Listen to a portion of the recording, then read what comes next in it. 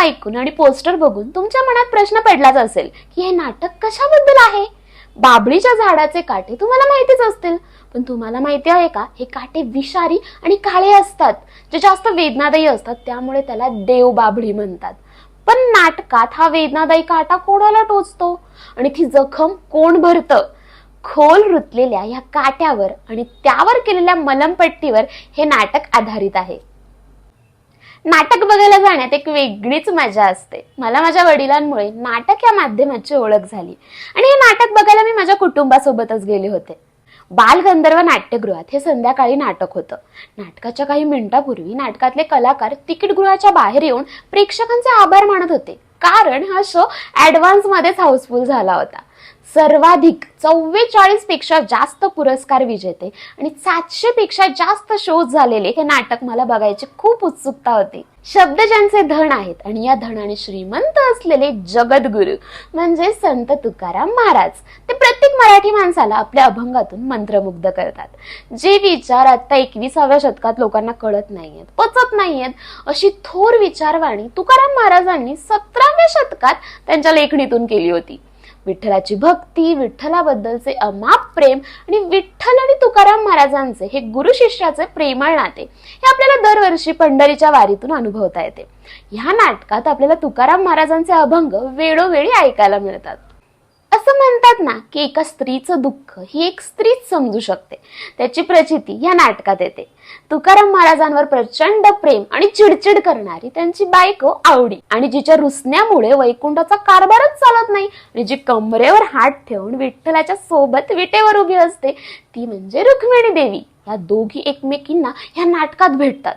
त्यांची भेट कशी काय होते, दोघी भेटल्यावर काय बोलतात, त्यांच्या भेटीच्या मागचे कारण काय असते, त्या दोघी भेटल्यावर एकमेकींना ओळखतात का, नाटकाच्या शेवटी काय घडते, एक सामान्य स्त्री आणि एक देवी एकाच घरात कशा काय राहतात, हे सगळं जाणून घेण्यासाठी तुम्हाला हे नाटक बघावंच लागेल. नाटकातील शेवटचा संवाद ऐकून माझ्या डोळ्यात पाणीच आले. या नाटकातील सगळ्यात जास्त मला आवडलेली गोष्ट म्हणजे संवाद. एकदम मनाला स्पर्श करणारे आणि अर्थपूर्ण संवाद या नाटकात आहेत. त्यामधील मला आवडलेला एक संवाद ज्यामध्ये स्त्रीचे आणि पाण्याचे नाते कसे जुने आहे हे सांगितलं आहे.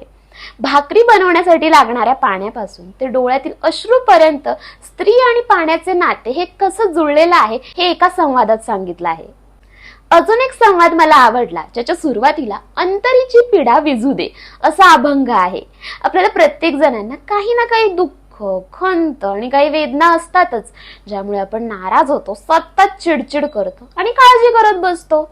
अशा वेळेस या कपाळावरच्या आठ्या फेकून देऊन आपण आपल्या आजूबाजूच्या लोकांसोबत, निसर्गासोबत आणि मेन म्हणजे आपल्या स्वतःसोबत एन्जॉय केलं पाहिजे. बऱ्याचदा स्त्रिया दुसऱ्यांची काळजी घेण्यात किंवा दुसऱ्यांचा विचार करण्यात एवढ्या बिझी होऊन जातात की स्वतःसाठी जगण्यातच विसरून जातात. ह्यावर भाष्य करणारा संवाद या नाटकात आहे. हे नाटक फक्त एक नाटक नसून एक सुंदर कलाकृती आहे. तिकड्याचे पैसे वसूल करणारं नाटक आहे असं म्हणायला हरकत नाही. या नाटकात 2च कलाकार आहेत, तरी सगळ्यांना अचंबित करणारी कामगिरी त्या दोघींनी केली आहे.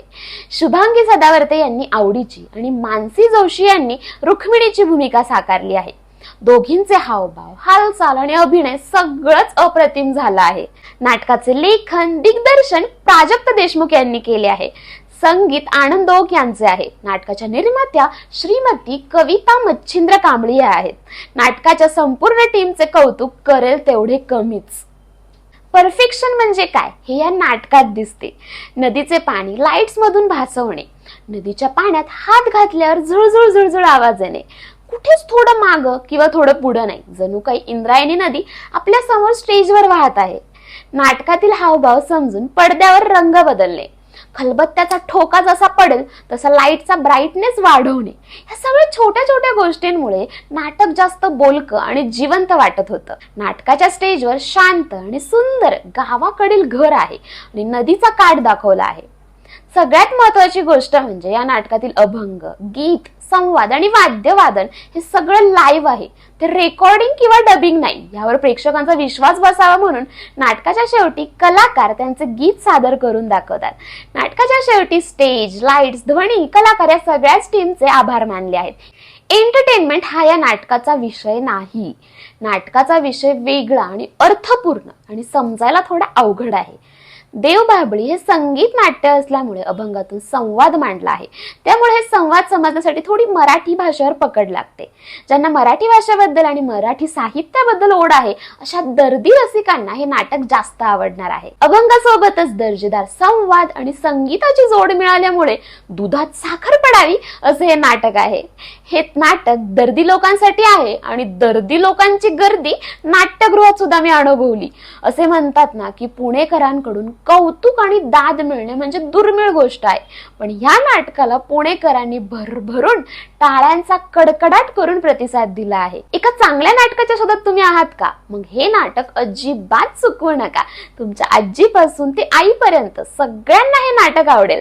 म्हणून बुक माय शोवर नाटकाचे प्रयोग चेक करून तुमच्या जवळच्या नाट्यगृहात हे नाटक बघायला नक्की जा. तुम्हाला हे नाटकाचं समीक्षण कसं वाटलं ते मला कमेंट मध्ये सांगा. आणि तुमचे जे नाटक प्रेमी मित्रमंडळी आहेत जे नवीन नवीन मराठी नाटकांच्या शोधात असतात त्यांना हा व्हिडिओ शेअर करा. आणि अशाच नवनवीन मराठी व्हिडिओसाठी गीताच्या मनातला आता सबस्क्राईब करा.